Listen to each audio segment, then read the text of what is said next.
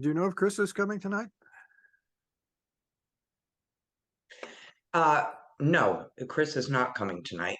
He Okay. doesn't, he wouldn't need to attend this because he's been working with Eastport and has helped Eastport build this. So, Okay. uh, and can you keep changing files? What do you mean by changing file? You mean views or what I you keep see?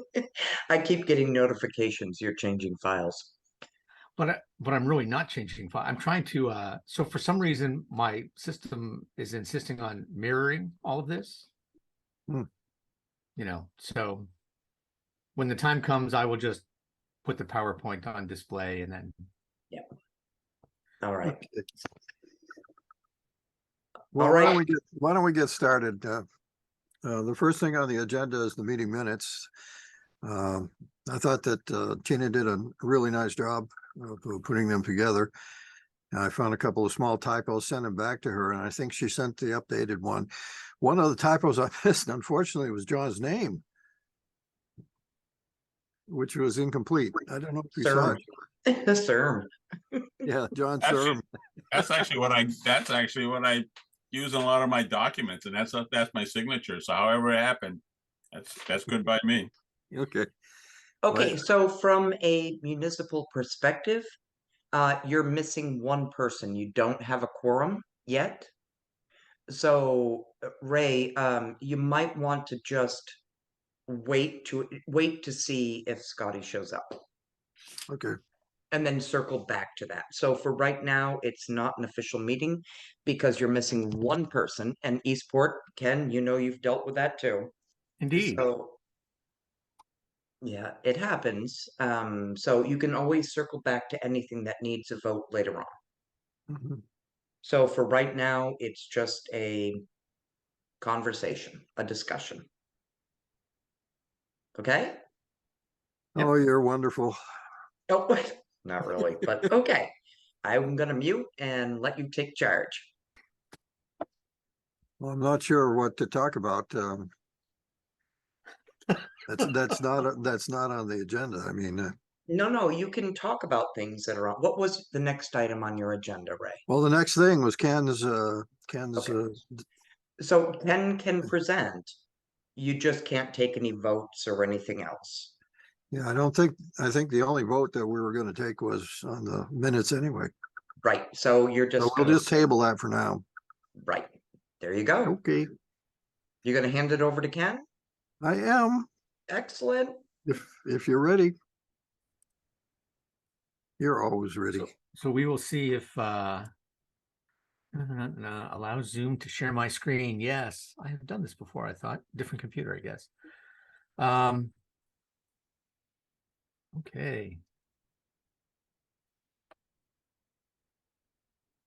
So just to give you a couple of notes, the reason that we want you to do this is because we just want to understand a little bit more about the history of where you ended up, where you are now.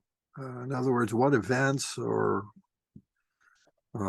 documents affected your decision-making process, because we're kind of there ourselves, and I just want to take advantage of your expertise.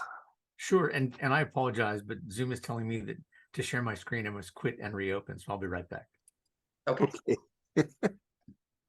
So in the interim, Ray and John, while he's, and I'll let him back in as soon as he is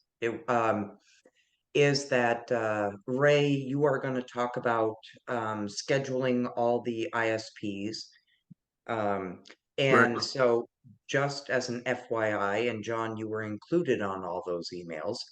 I heard from Trail Runner today, and Trail Runner they didn't specifically say Perry, but you do have residents. I looked at your survey, and you do have residents that are using Trail Runner. Those who have taken the survey and said, because I can cross tabulate, I just took a quick look. Here he comes. And they are very unhappy with Trail Runner. So, Okay. so at any rate, that's okay. I'm going to meet with them next Wednesday. So I would just like to know from the committee as to whether or not, you know, oh, all right, Ken. Yeah. Technology is our friend.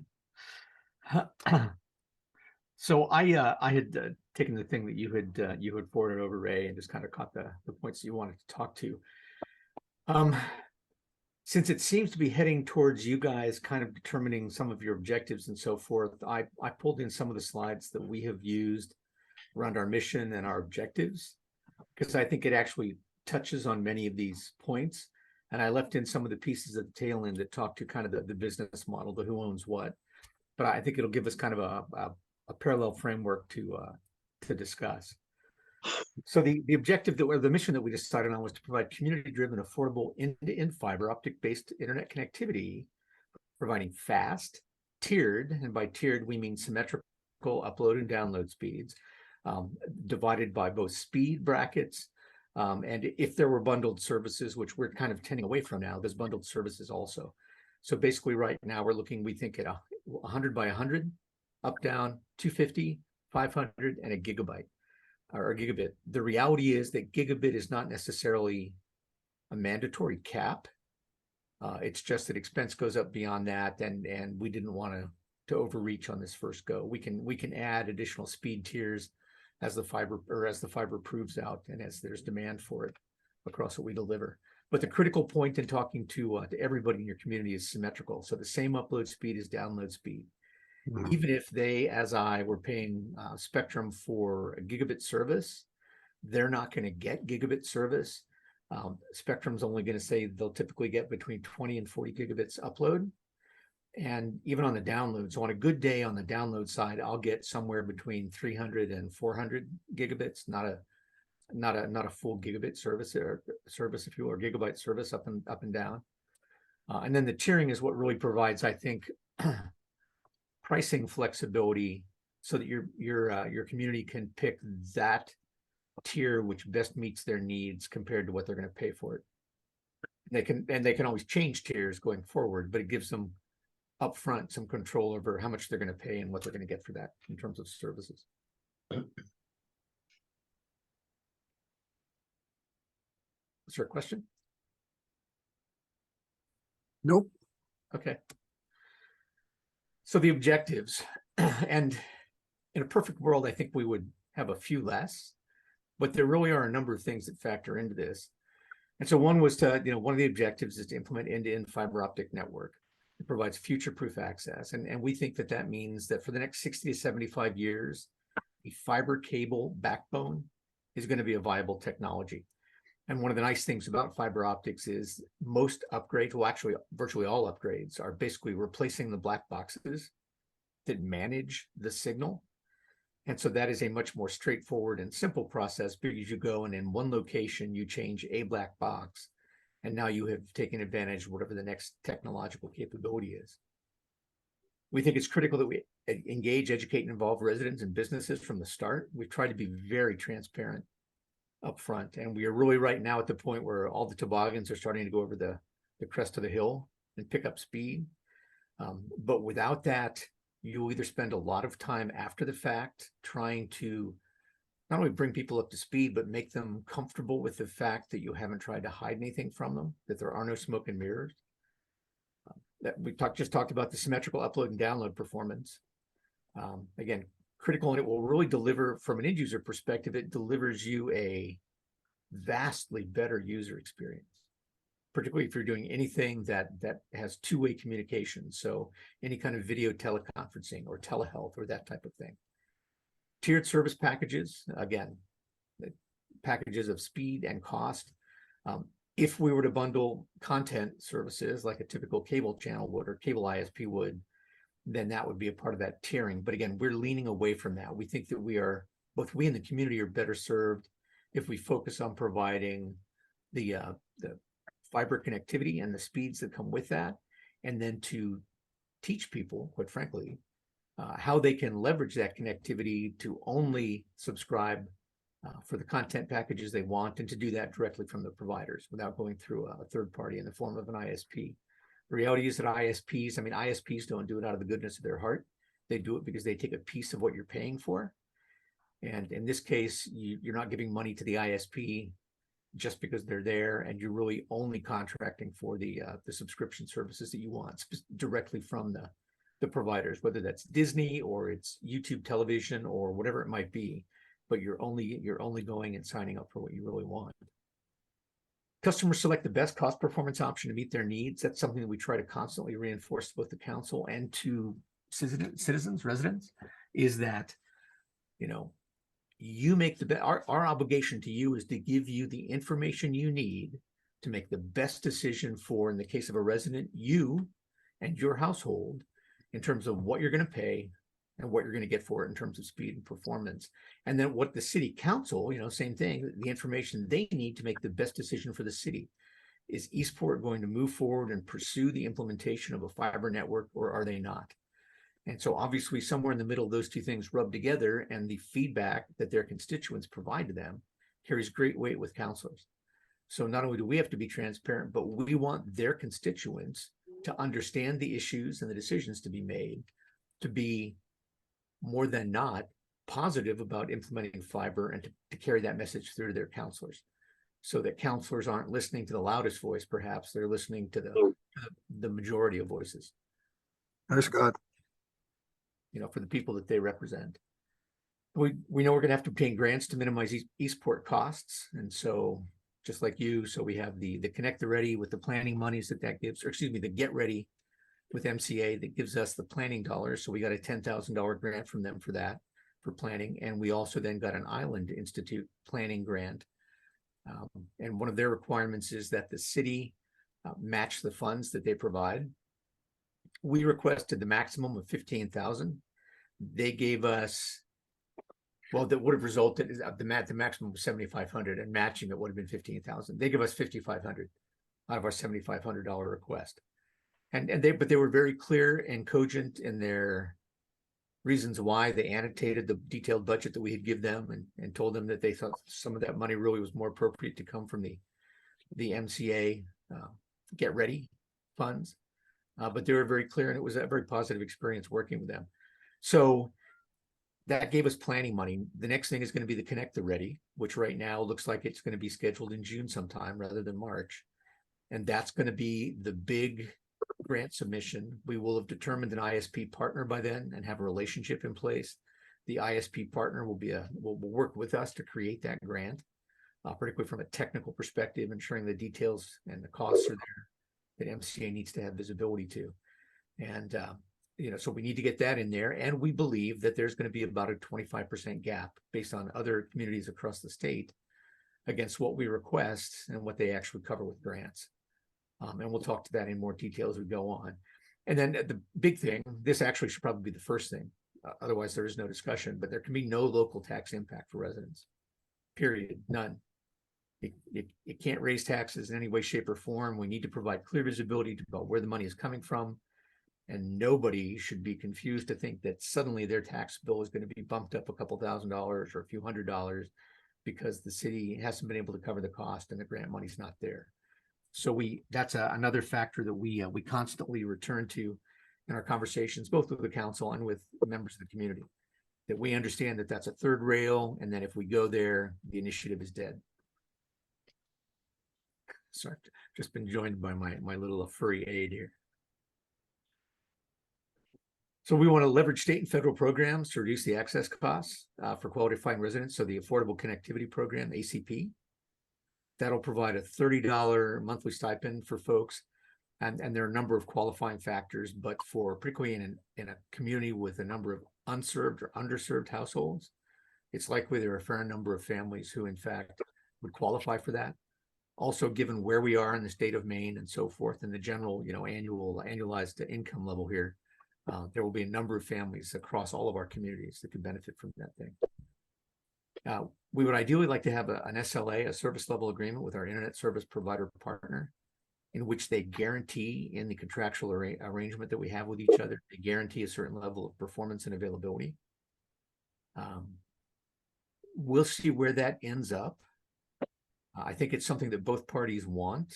Obviously, if you're an ISP, providing that kind of guarantee, if you're talking about like 99.9% availability, which for a commercial contract would not be uncommon, probably not something we're going to get at a municipal level, but certainly, if not an absolute guarantee, we want to understand how they're going to maintain both performance and availability of service, once we're engaged in a long-term relationship. Because essentially, once we sign that agreement and we implement, we are at least initially kind of married at the hip.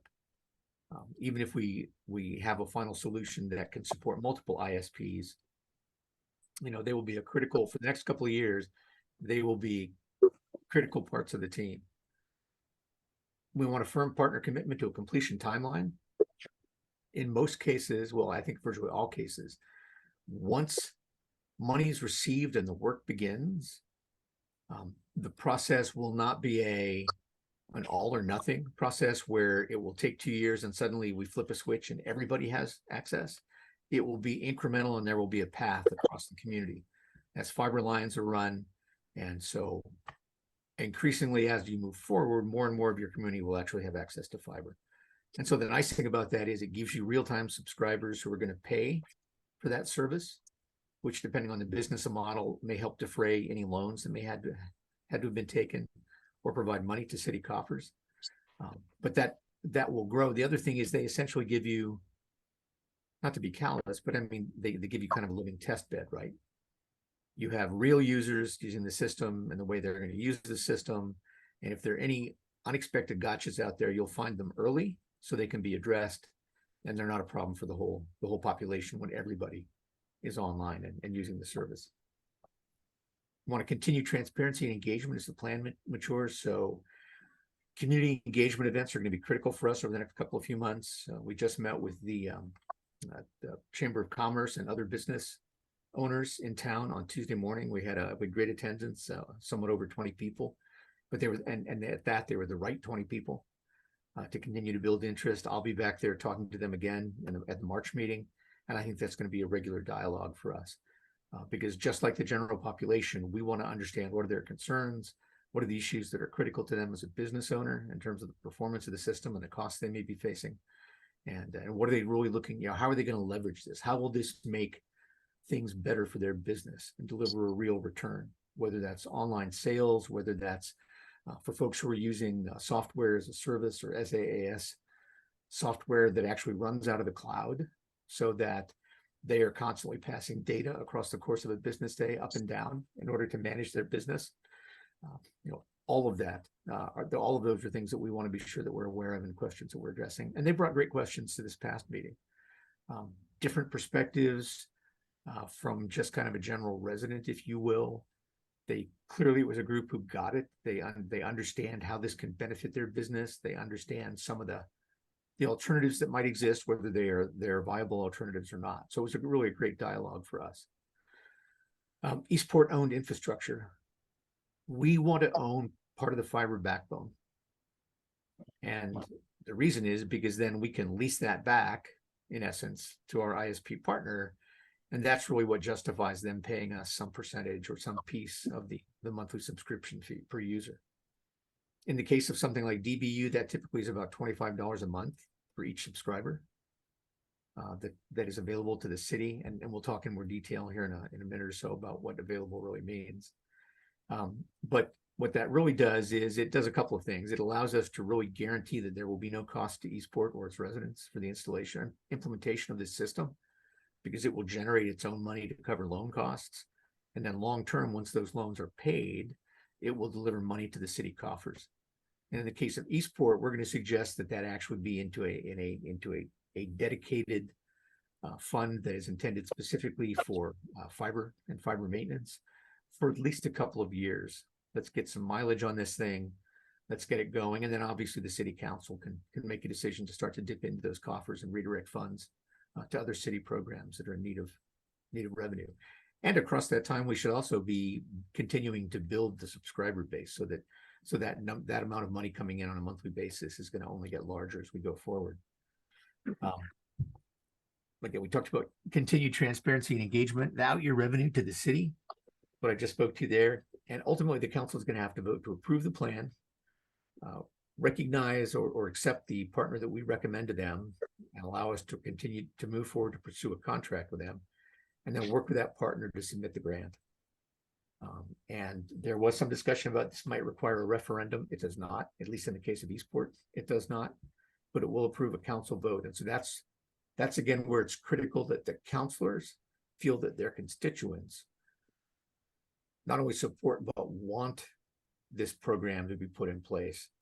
And we can eliminate some of the unexpected last minute hip pocket rejections or misunderstandings that would, worst case, sink a vote, best case, defer a vote, because we're really not going to have time to defer, because we're going to have to be getting ready for a submission in June.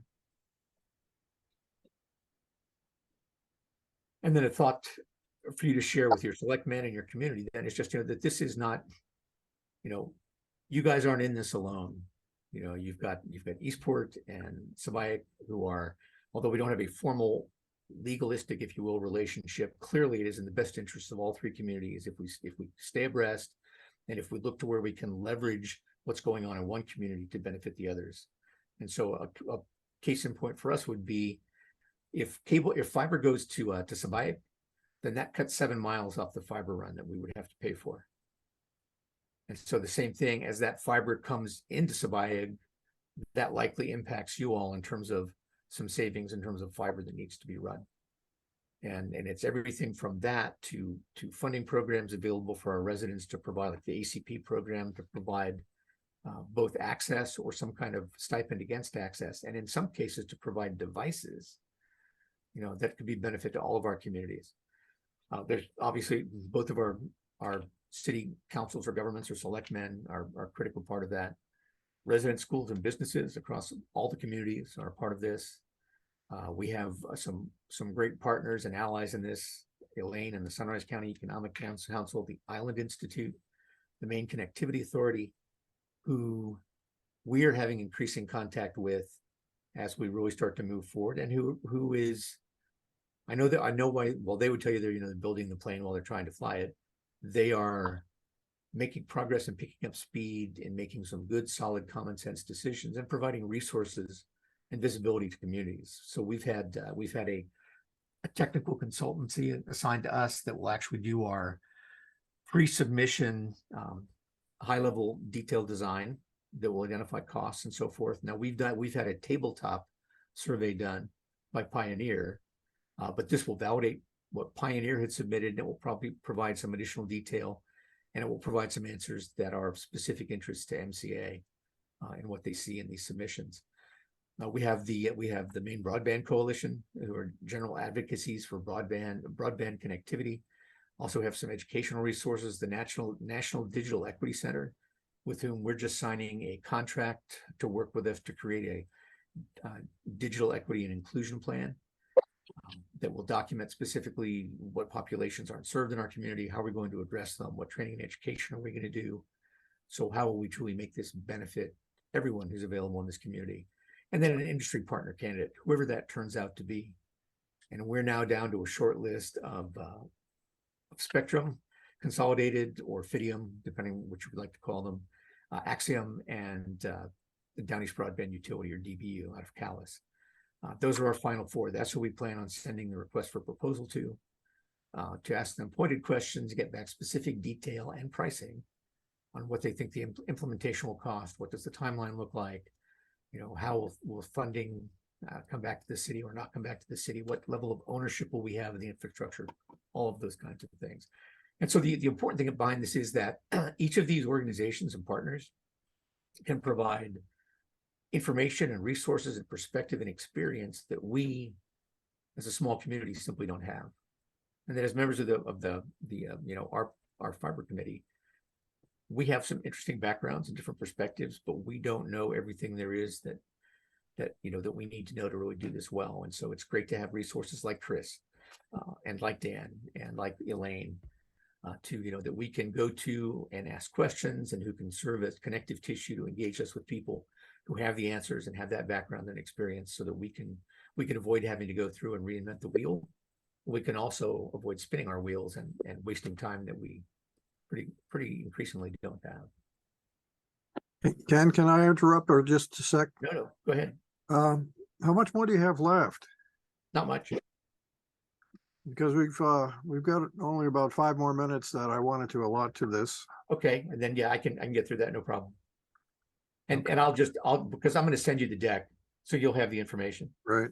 But so anyway, so yes, and implementation cost intimacy, we had this desktop survey. I already spoke to the fact that typically communities are getting about 75%, which leaves 25% to the city. We shared with our council that, I mean, of the two approaches, so either you go for a city bond or you go for a city loan. One of the things that DBU does that I think is very smart is they basically have their participating communities get a line of credit for the gap money, but they only draw on that line of credit when it's needed, and they do that at the end of the implementation process. So if things go well and you don't require as much money to complete, you don't have to take on that debt at a community level. So I think that's a very positive thing. Meanwhile, we're also still collecting subscriber fees.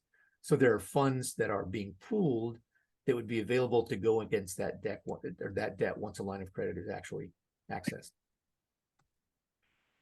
And again, business model to fund the gap, no tax impact, monthly subscriber revenue pays the loan or bond costs. And once it's paid, it becomes city revenue. And the model is basically the ISP partner are the ones who solicit people to be subscribers, and those folks pay the ISP, and the ISP then pays the city, or in the case of DBU, they pay DBU, and DBU manages the funds that return to the city. And so from an Eastport perspective, with the numbers that we're dealing with, a 12% take rate, which is 135 people, would get us enough money to cover a $500,000 loan, both monthly and annual costs.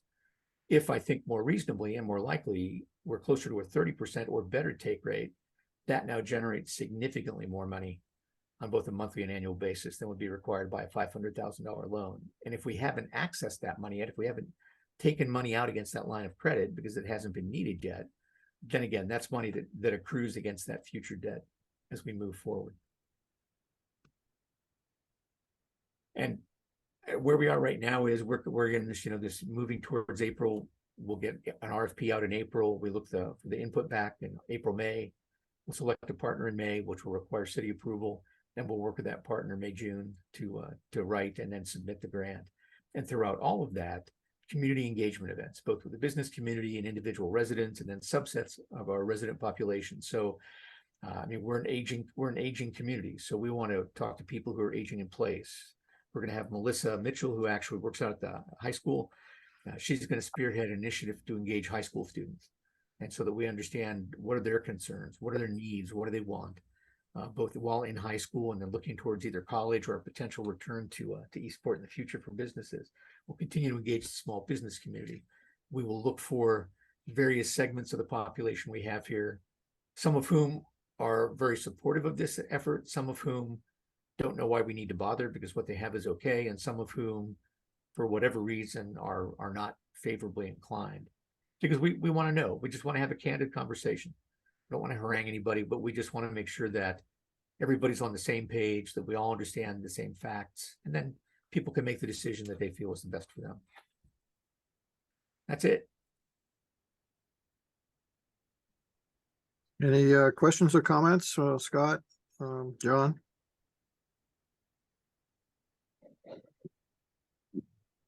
No, I was kind of late getting into the meeting there. I'm still trying to learn about Zoom, but no, I like what I hear so far. To me, I think it's still early in the game, so I'm just kind of sitting back and listening to what everybody's got to say, in my opinion. I mean, if I had to pick just a very handful of things, one is community engagement. You have to have the pulse of your community, and you need to communicate effectively with them so they understand why you're trying to do this. Same thing would apply to your selectmen as it does to our city council. And I think the third critical thing is taxes. There can be no fact-based belief that you're going to suddenly impact people's taxes, or this will go nowhere. I think I made that clear in past meetings there, that's how I feel about taxes. And it's not that, that's my personal opinion. I just feel in general, doing this job for a few years now, that Nobody wants their taxes to go up. So if there's any way that we could do this without taxes going up, it's gonna be the easiest way as far as getting the town's support. Yep. Absolutely. Absolutely. Now- And I mean, the other upside here is that from a city perspective, if you put this in and it benefits not only the residents, but the businesses and the business owners and those people who would like to do entrepreneurial things on their own as small businesses, that potentially generates more tax revenue for the city going forward. So you potentially build your tax base, not just prevent the expansion of taxes. Mhm.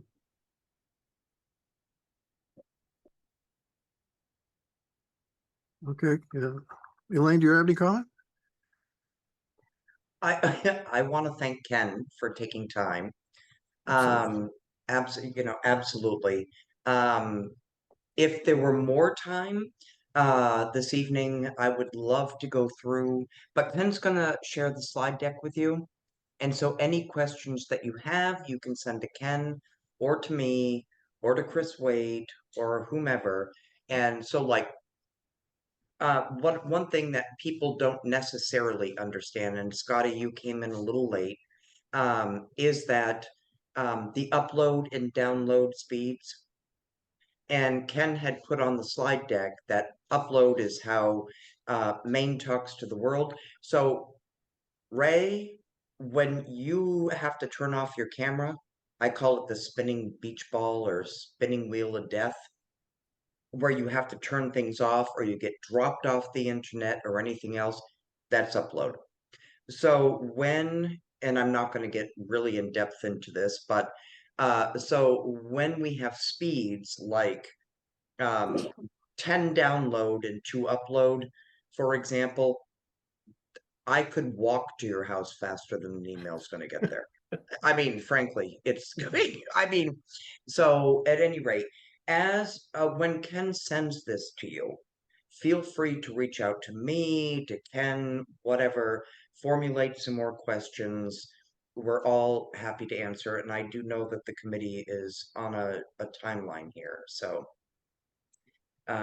does So anybody? I have one quick question for Ray. So Ray, there are about a half a dozen hidden slides that I didn't show that have some ancillary information. If you're comfortable with me leaving them in, I'll leave them there for you. And if nothing else, it gives you a little bit of sidebar information. But it is going to be the live deck, so you please feel free to, to take those pieces that would assist you in putting together something for your community and for your select men. I please do whatever you can. If you have any questions, don't hesitate to reach out. Yes, yeah, please leave them in. Between all of us, it's fodder for discussion, and that's exactly what we're trying to achieve at this point. We need to talk. We need to think. Indeed. Well, gentlemen, I really appreciate you asking me to come and share this with you. And again, whatever I can do to help you all in the future, don't hesitate. Okay, thanks again. Thank You're you, welcome. Ken. You're welcome you. to stay, or you're welcome to go. If you won't take offense, I think I'm going to bail. Okay. John, you got a quick question? Yeah, I'm just trying to figure out the similarities between Eastport and Perry. Of course, Eastport has more residents, but I think we agree.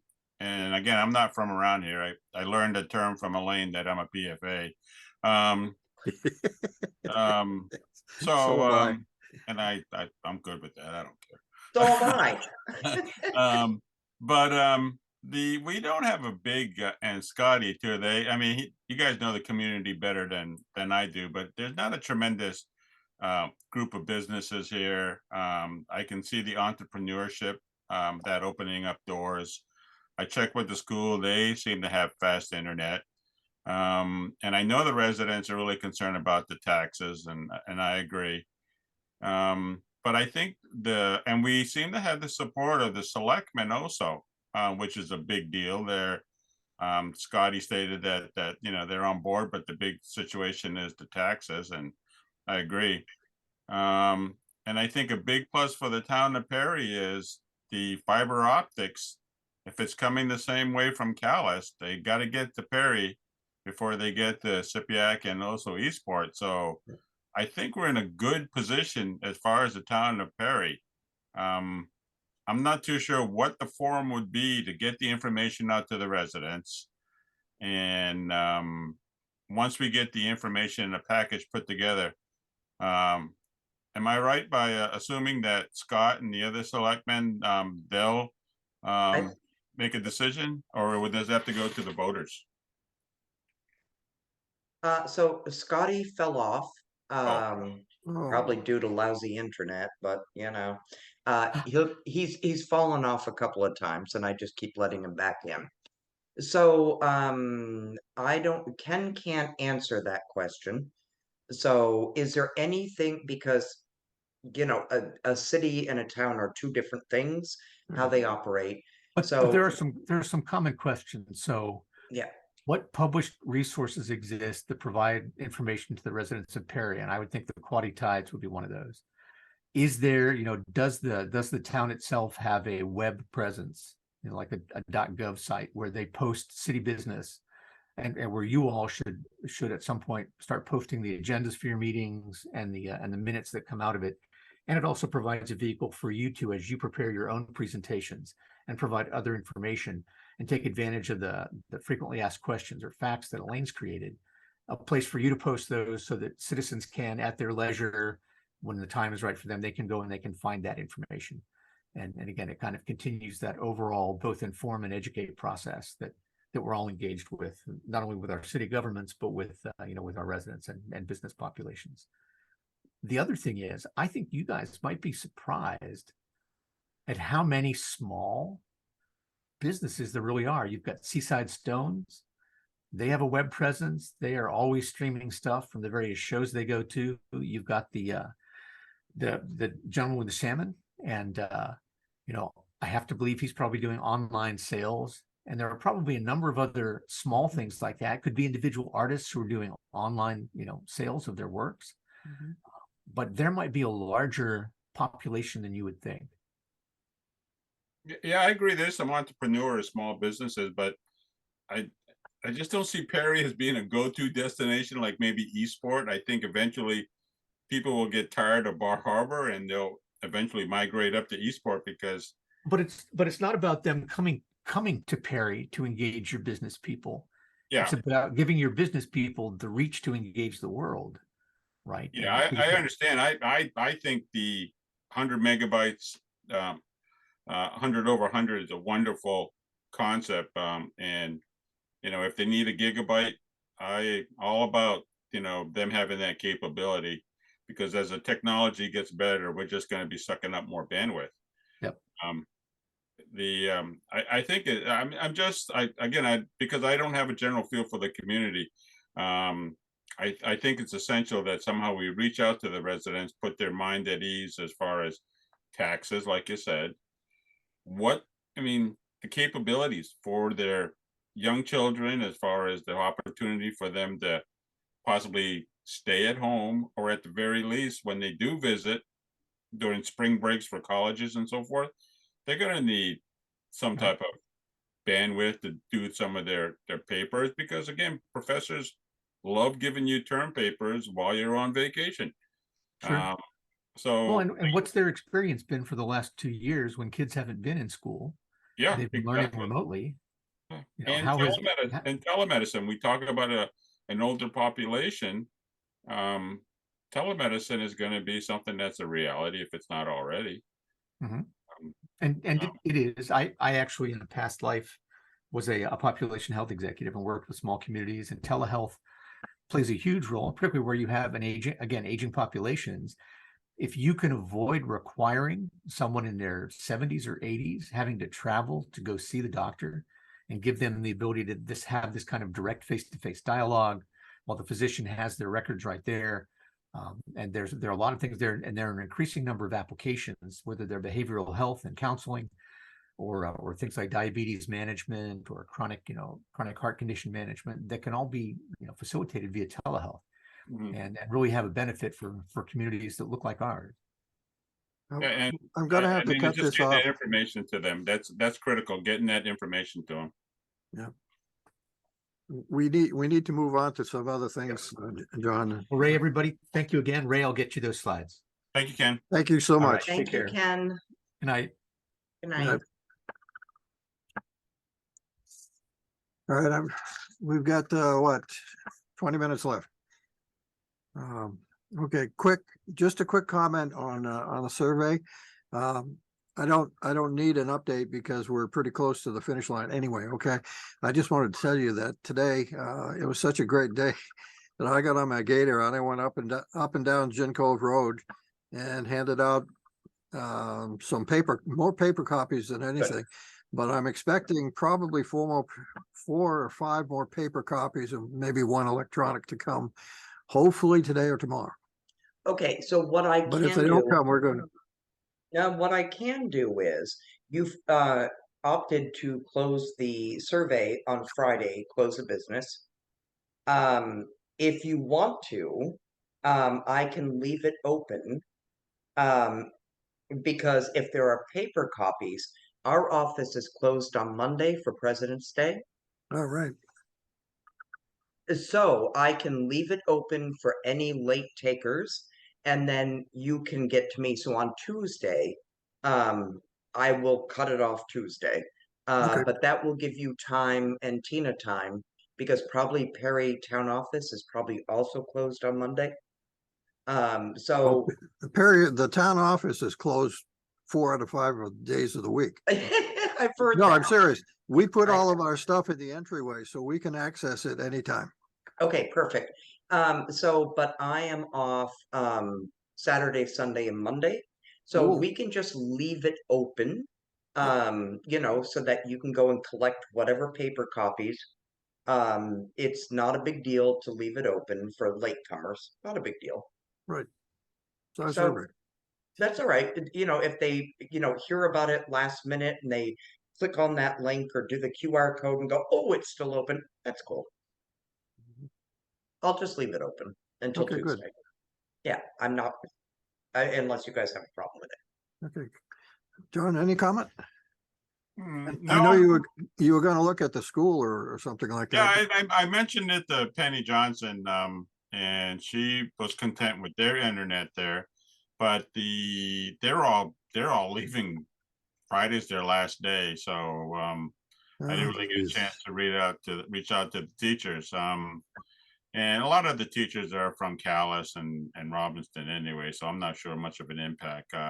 Like I said, I reached out to some of the people I know, and I think I'm pretty well tapped to my point of contact. So I think I'm solid on the survey. Right. Okay, good.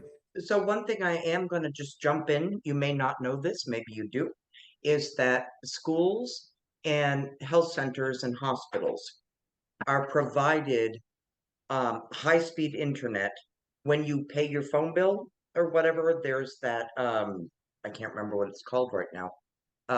Anyway, they get that through like the main library and whatever it is fund. It's on your phone bill on the back.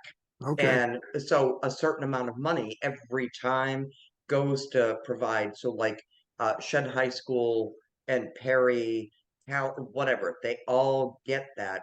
PV Library in Eastport has that like 1 gig or higher service that basically costs nothing.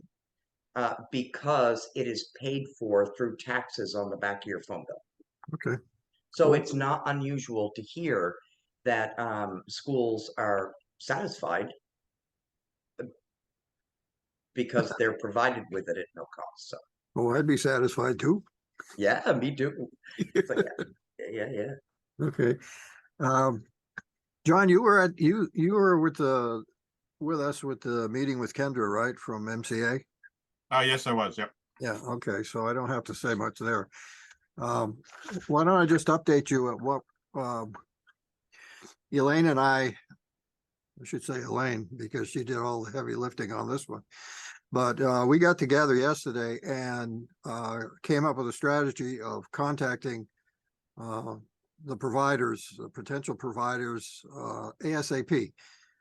And she ended up drafting 2 emails. One I sent it to Spectrum and I sent it to Consolidated Communications.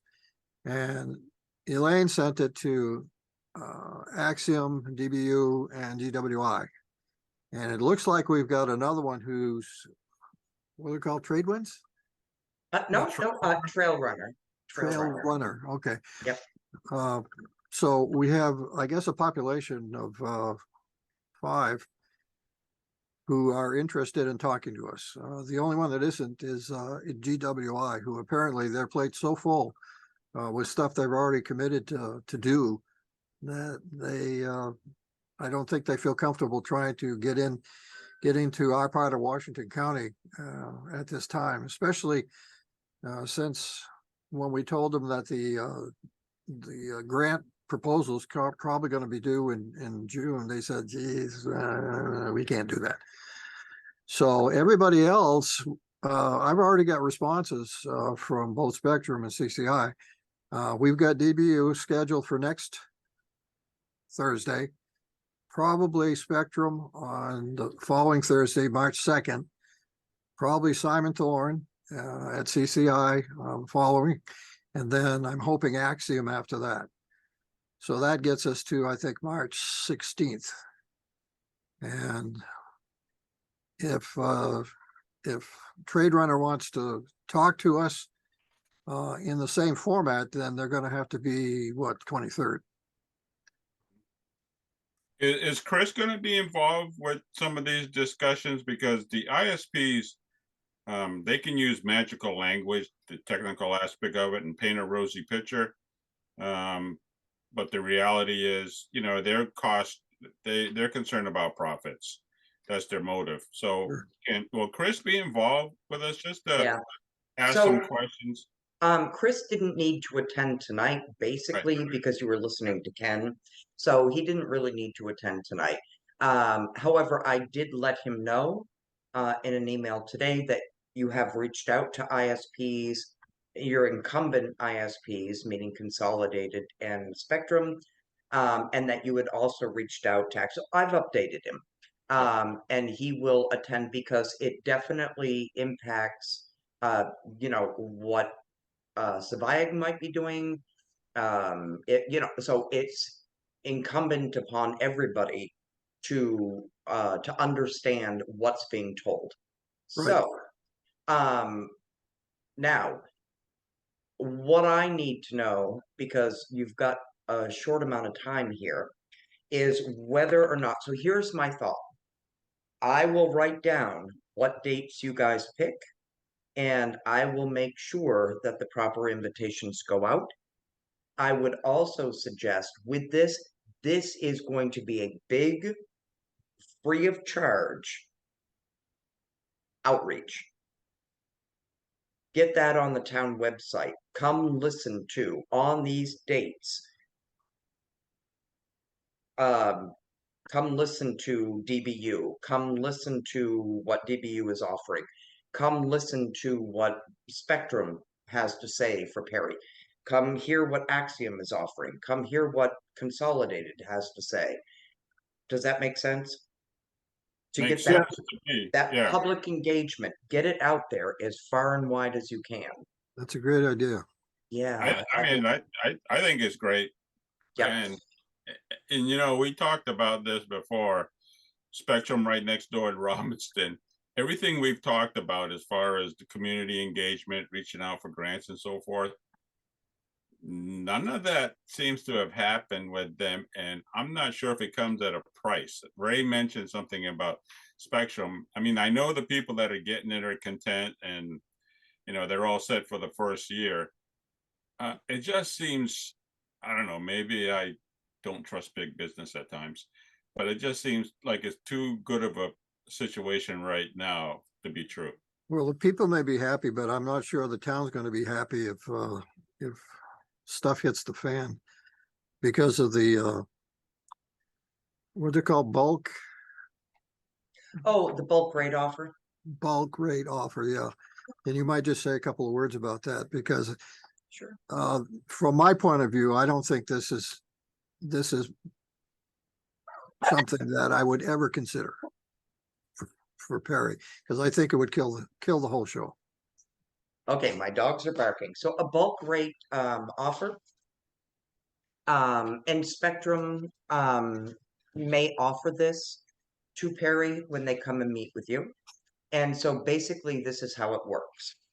at least as all the meetings I've been involved with, is that Spectrum will say, or they may offer, so a bulk rate offer is, they basically count how many places can be connected.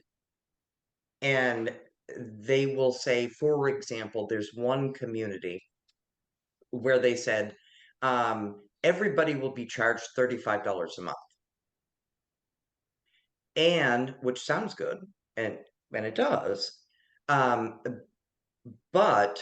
the town is responsible for getting people to sign up. The town is responsible for collecting payments every month. The town is responsible for all of this. They will tell you that you can hire an outside firm to do the billing for you. And the last I knew, it was $5 per residence per month. The last I knew.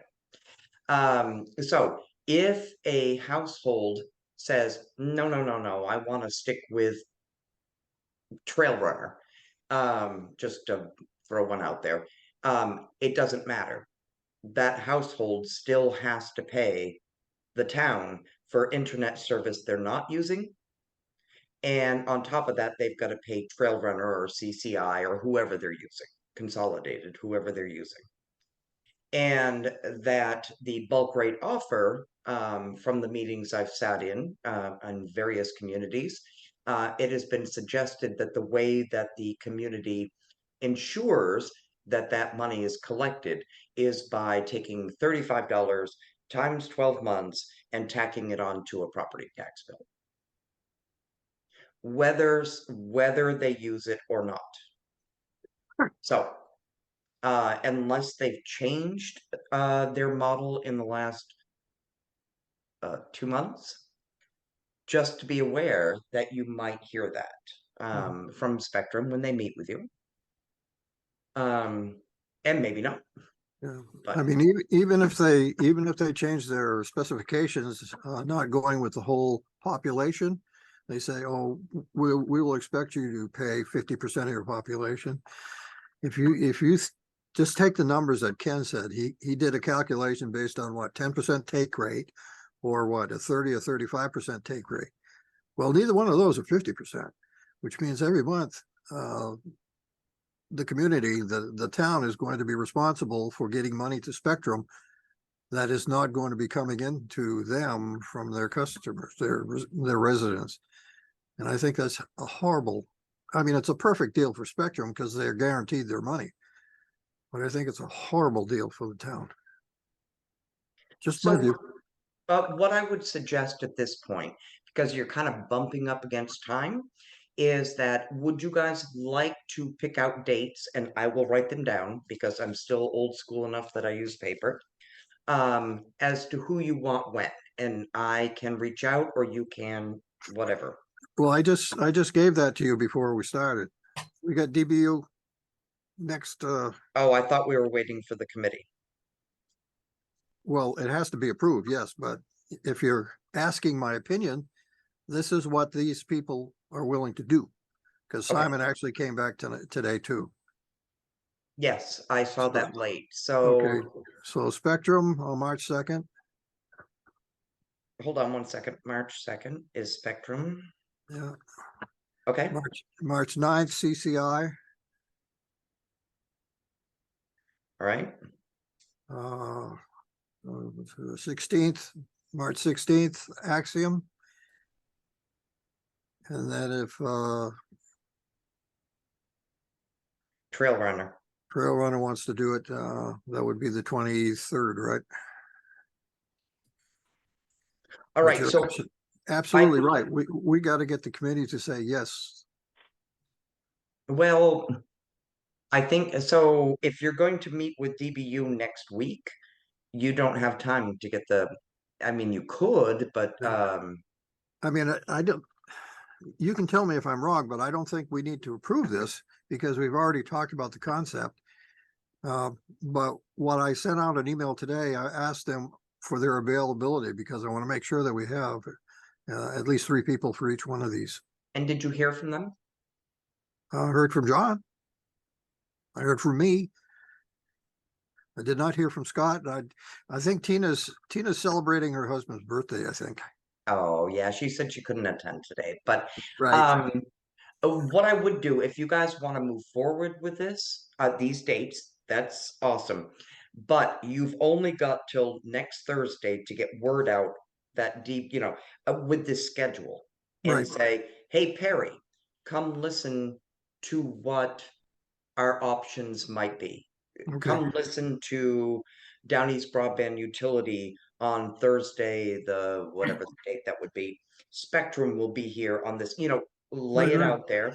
Okay, so I need to talk to you probably tomorrow morning about some text to put into both Facebook and on their homepage about getting them the link that they're going to need to get on, which means that has to come from you, right?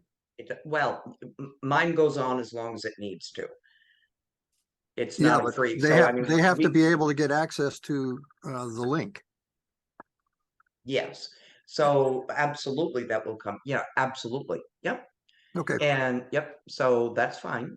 And so what I will do is, so what I want to know, if you're going to be publishing this, then I need to contact um, DBU, Spectrum, CCI, Axiom, and Trail Runner with the Zoom link that I can then share with you. okay. And then you can put that onto if that's So what you guys. I'd be the POC then. Point of Uh, contact. yeah, so what will happen is, yeah. So what would happen is just like when I send out a Zoom invite to you guys, I Mhm. hear who's coming. Right, So you would be the person to then go ahead and put it out to the residents and businesses in Perry right. and say, hey, listen, this is what we're doing. Thank you for taking our survey. We're going to get that information to you. What we want you to know is, if you're unhappy, if you are happy, if you have questions, this is our list of guests coming over this point. Now's the time to ask and learn. Cool. Yeah. Does that make sense, guys? Yep. Yeah, that makes sense. What about this Paul guy? Were you, Grimshaw? yeah, were you considering him as a committee member? Uh, yes and no. Um, Just remember you're being recorded. yes. Um, I still have some potential questions about, he's done enough work with Pioneer already and talked That's to good. I mean, Tim.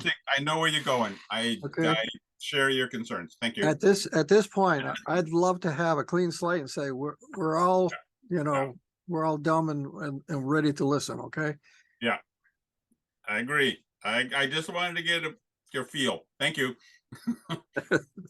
Thank you for understanding. I mean, he seems like a really nice guy and he is on top of his information. I mean, the more I learn, everything that he told me is turning out to be true.